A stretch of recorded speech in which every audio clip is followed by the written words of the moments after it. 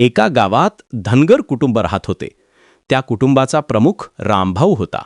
रामभाऊ खूप मेहनती माणूस होता आणि त्याची शेळी म्हणजे त्याचे मोठे संपत्तीचे स्रोत होते. त्या शेळ्यांवर त्याचे जीवन अवलंबून होते. त्यांची दुधाची उत्पन्न, त्यांचे व्यापार आणि कुटुंबाचा जीवितमान सर्व काही त्यावर चालायचे. एक दिवस रामभाऊ खूप दुःखी झाला, कारण त्याच्या शेळ्या अचानक गायब झाला. त्याने शोध घेतला, पण शेळ्या कुठे गेल्या याचा काही ठावठीक नव्हता. त्याची चिंता हळूहळू नाश होण्याच्या सीमेला पोहोचली. रामभाऊ रडत होता. त्याच्या घरची सारी चिंता वाढली होती आणि त्याला वाटत होते की शेळी न सापडल्यास त्याचे संपूर्ण जीवन उद्ध्वस्त होईल.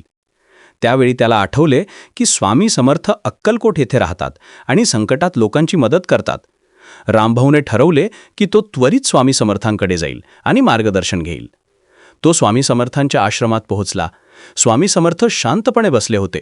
रामभाऊ त्यांच्यासमोर नतमस्तक झाला आणि रडत म्हणाला, स्वामी, माझ्या शेळ्या गायब झाल्या आहेत. मी त्यांचा शोध घेतला, पण काही सापडत नाही. कृपया मदत करा. स्वामी समर्थ हसले आणि म्हणाले, रामभाऊ, तू घरी जा आणि सकाळी उशिरा प्रत्येक शेळीच्या नावाचा एक तुळशीचा पान एका पाण्याच्या बरणीत ठेवा. त्यांना त्या पाण्यात येऊन पाणी प्यावे लागेल. जेव्हा विश्वास असेल तेव्हा शेळ्या सुरक्षित परत येतील. रामभाऊला सुरुवातीला हसू आले. हे शक्य आहे का? पण स्वामी समर्थांच्या शांत आणि दृढ नजरेमुळे त्याने विश्वास ठेवला. तो घरी परतला.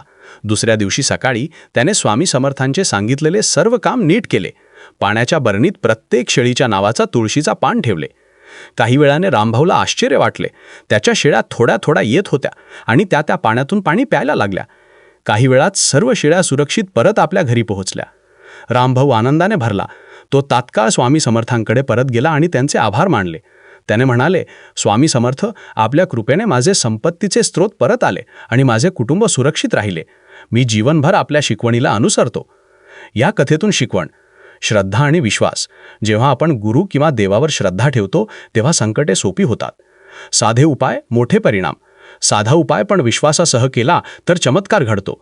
गुरूंचे मार्गदर्शन महत्त्वाचे आहे. योग्य मार्गदर्शन न मिळाल्यास संकट वाढते. धैर्य आणि संयम. रामभाऊने धैर्य ठेवले, त्यामुळे शेळ्या सुरक्षित परत आल्या. श्री स्वामी समर्थ.